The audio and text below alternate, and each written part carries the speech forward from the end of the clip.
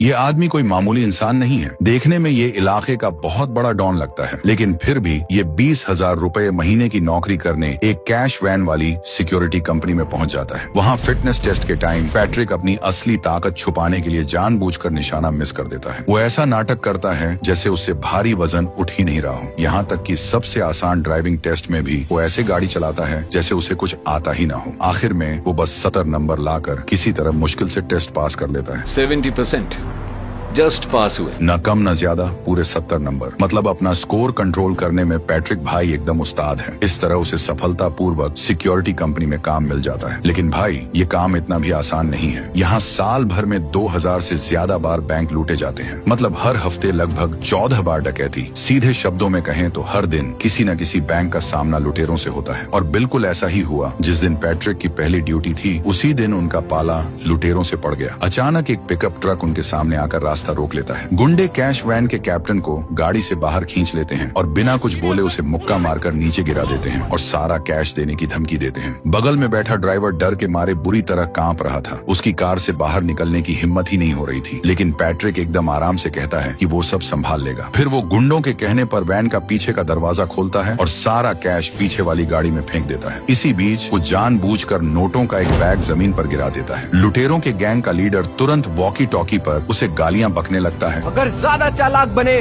तो तुम्हारे पार्टनर को गोली मार दूंगा। फिर वो अपने आदमियों को जमीन पर गिरा हुआ बैग उठाने को कहता है। तुझे ट्रक दिखाई नहीं देता क्या, हरामजादे? माफ करना दोस्त। वो अचानक फुर्ती से हमला करता है और उसे बहुत बुरी तरह मार डालता है। ये देखकर लुटेरे घबरा जाते हैं और भागने लगते हैं। पैट्रिक बड़े आराम से उनके पीछे पीछे जाता है और मौका देखकर सीधे गुंडे के घुटने पर गोली मार देता है। लेकिन भाई, किसे पता था कि ये लुटेरा भी डीट निकलेगा। वो गिरता नहीं है, बल्कि अपने घायल पैर को घसीटते हुए भागता रहता है। पैट्रिक फिर सही मौका देखता है और एक गोली मारकर उसे जमीन पर सुला देता है। तू मुझे गोली नहीं मार सकता। उप्स, गलती हो गई।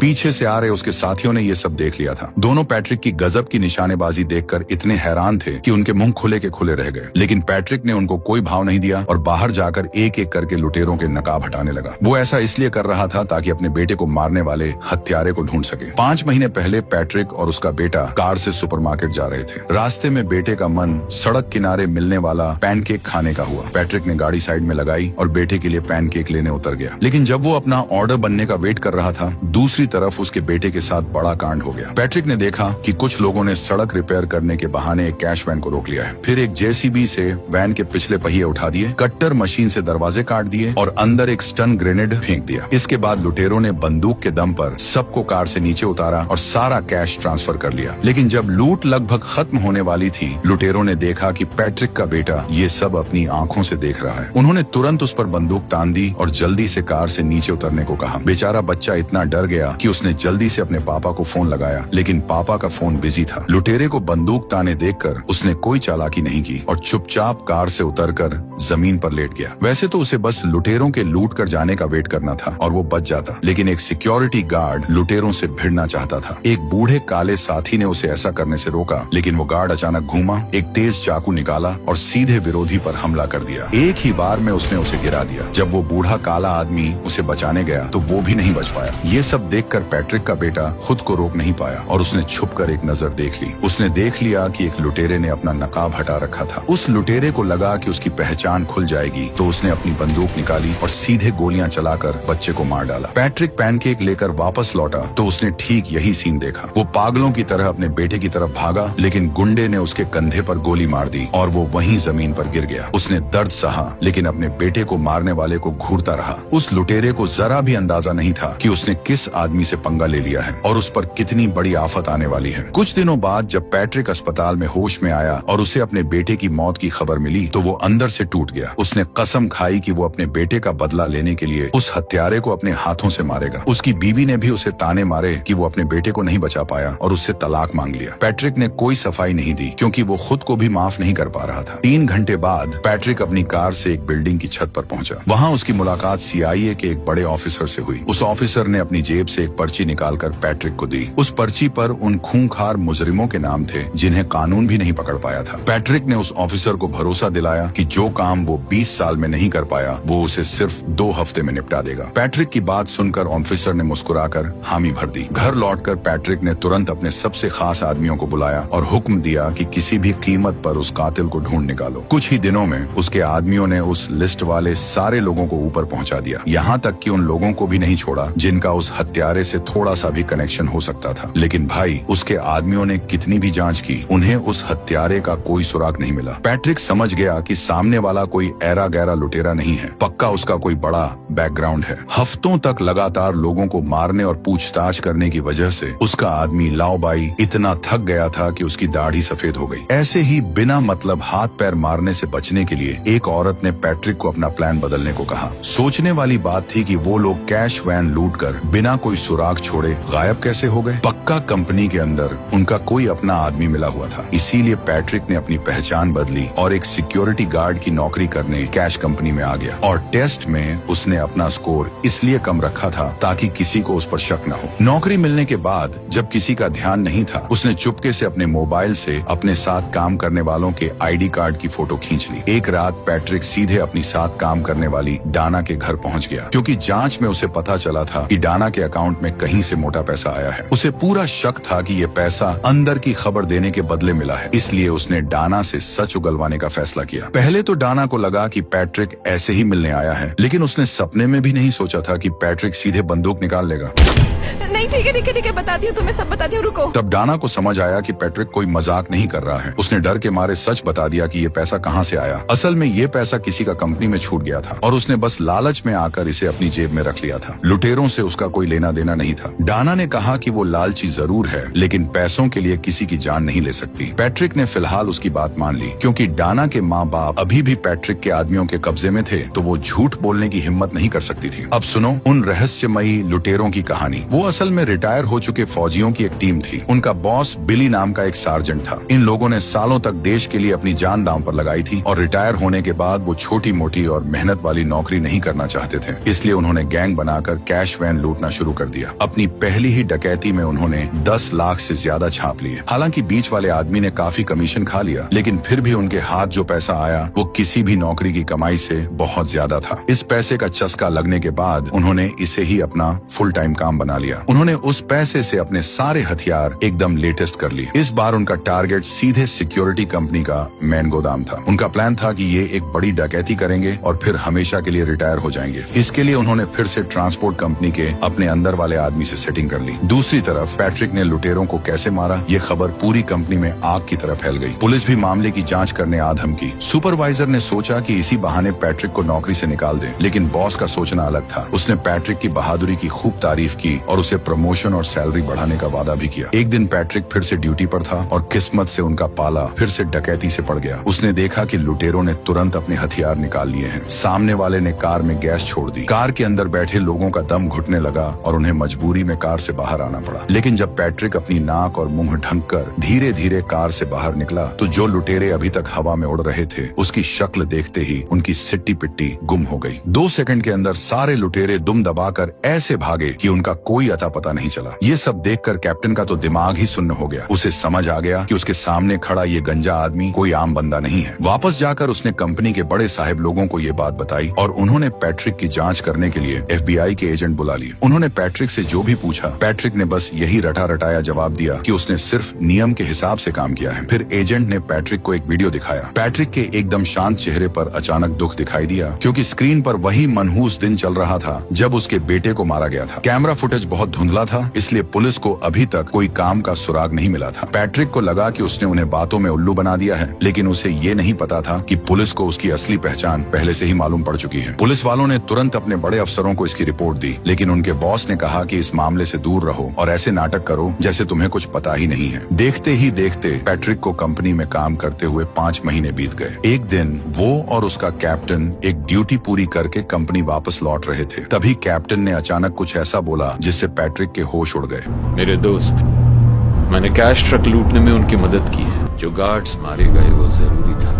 लेकिन लड़के की मौत बदकिस्मती थी। कैप्टन ने सिर्फ ये नहीं माना कि वो अंदर का आदमी है, बल्कि उसने पैट्रिक को धमकी भी दी कि वो गोदाम लूटने में उनकी मदद करे। अगर पैट्रिक ने बात नहीं मानी तो वो बहुत बुरी मौत मारा जाएगा। और सबसे बड़ी बात, उनका गोदाम लूटने का प्लान आज ही का था। पैट्रिक जानता था कि अभी पंगा लेने का सही टाइम नहीं है, इसलिए उसने दिखावे के लिए हाँ में हाँ मिला दी। आखिर इतनी मुश्किल से इन लुटेरों तक पहुंचने का मौका मिला था, पैट्रिक इन्हें कैसे छोड़ देता। उसने देखा कि कैप्टन ने पहले कार की लोकेशन और कैमरे बंद किए और फिर गाड़ी को सीधे एक बेसमेंट में घुसा दिया। कंट्रोल रूम वालों को शक हुआ कि कार में कुछ गड़बड़ है, लेकिन कैप्टन ने बहाना मार दिया कि कैमरे का सिस्टम खराब हो गया है और उसे ठीक करने में टाइम लगेगा। टेंशन की कोई बात नहीं है बेस, मैं अभी रिपेयर कर रहा हूँ। क्योंकि उनकी गाड़ी में कोई कैश नहीं था, इसलिए हेडक्वार्टर वालों ने ज्यादा पूछताछ नहीं की। तभी एक छोटी कार अचानक अंदर आती है और उसमें से हथियारों से लैस कुछ लुटेरे उतरते हैं। वो सबसे पहले पैट्रिक को गन पॉइंट पर लेते हैं और फिर सब के सब कैश वैन के पीछे वाले डिब्बे में छिप जाते हैं। थोड़ी ही देर में कैप्टन कार को वापस कंपनी के बेस में ले जाता है और चेकिंग से बचते हुए सीधे गोदाम के अंदर घुस जाता है। जब किसी का ध्यान नहीं होता, वो लोग तेजी से डिब्बे से बाहर निकलते हैं और पलक झपकते ही सबको अपने कब्जे में ले लेते हैं। पैट्रिक को बंधक बनाकर कैश की तरफ ले जाया जाता है। सुपरवाइजर इतना डर जाता है कि वो सबको विरोध न करने को बोल देता है। अपनी गन निकालो, नीचे रखो और मेरी तरफ फेंको हरामजादे। सारे पुलिस वाले अपने हथियार डाल देते हैं। दूसरी तरफ लुटेरे कैप्टन को गन पॉइंट पर लेकर कंट्रोल रूम की तरफ बढ़ते हैं। वहाँ बैठा पुलिस वाला टाइम पास कर रहा था। उसने मुड़कर देखा तो डकैती चल रही थी और गुंडे उसे दरवाजा खोलने की धमकी दे रहे थे। पुलिस वाले ने तुरंत अलार्म बजा दिया। अलार्म की आवाज सुनते ही सब एकदम अलर्ट हो गए और हथियार निकालकर मरने मारने पर उतारू हो गए। दूसरी तरफ गुंडों ने कैप्टन को जान से मारने की धमकी देकर पुलिस वाले से कंट्रोल रूम खोलने को कहा। दरवाजा खोलो वरना ये मुझे मार डालेगा।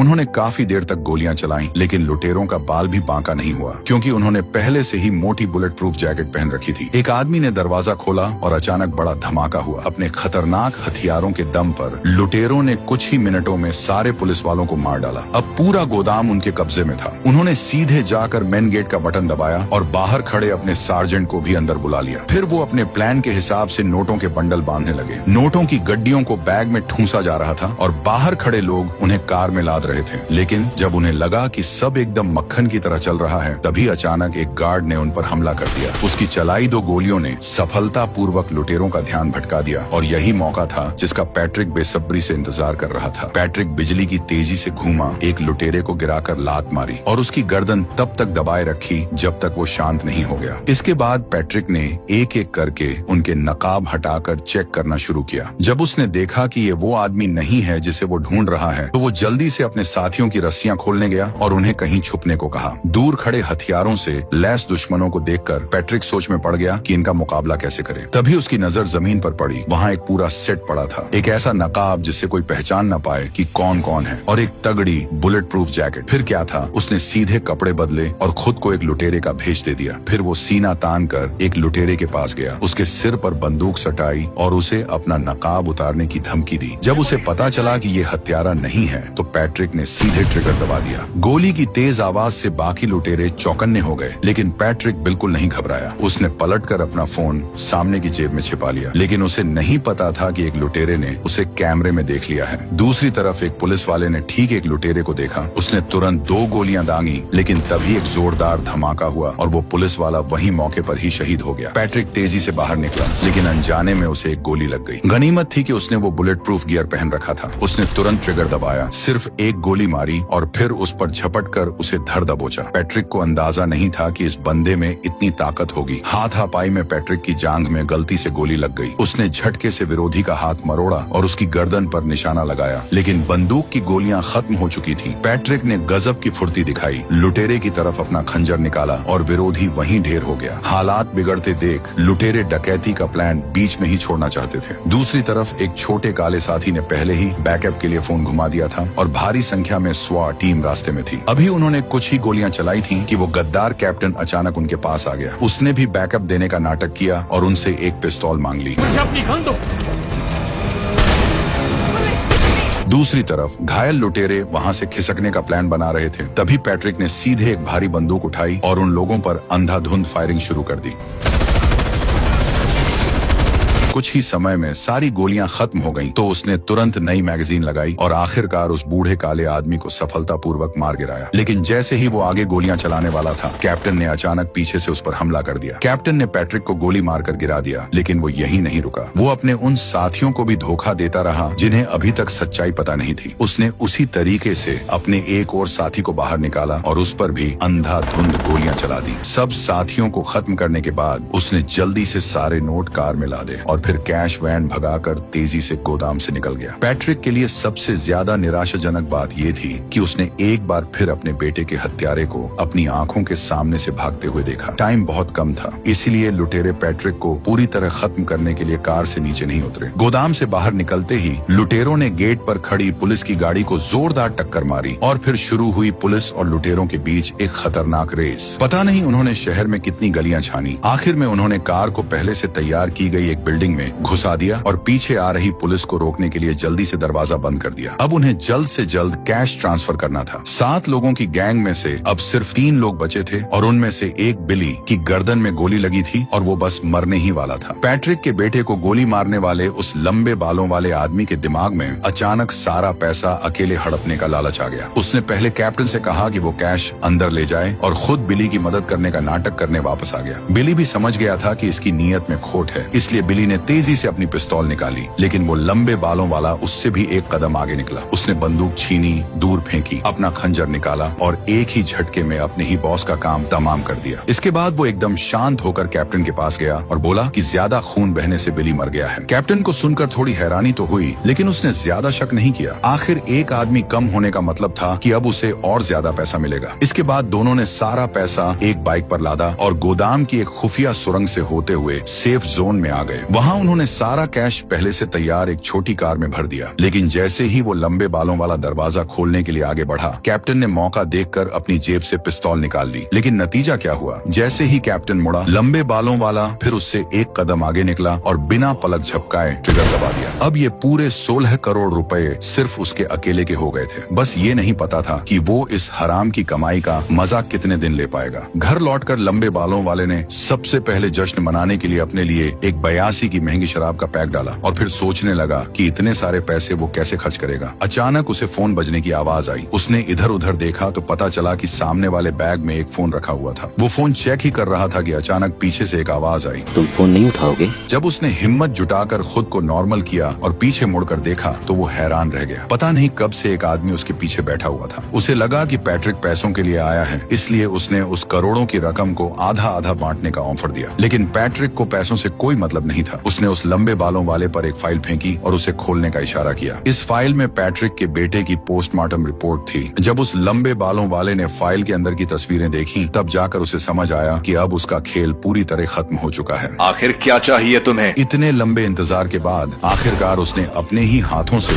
अपने बेटे का बदला ले ही लिया। लेकिन बदला पूरा होने के बाद भी क्या, उसका बेटा अब कभी वापस नहीं आ सकता था और पैट्रिक खुद हमेशा के लिए उस मनहूस दिन की यादों में कैद हो गया था जिस दिन उसने अपना सब कुछ खो दिया था। इसी के साथ ये फिल्म यहीं खत्म होती है।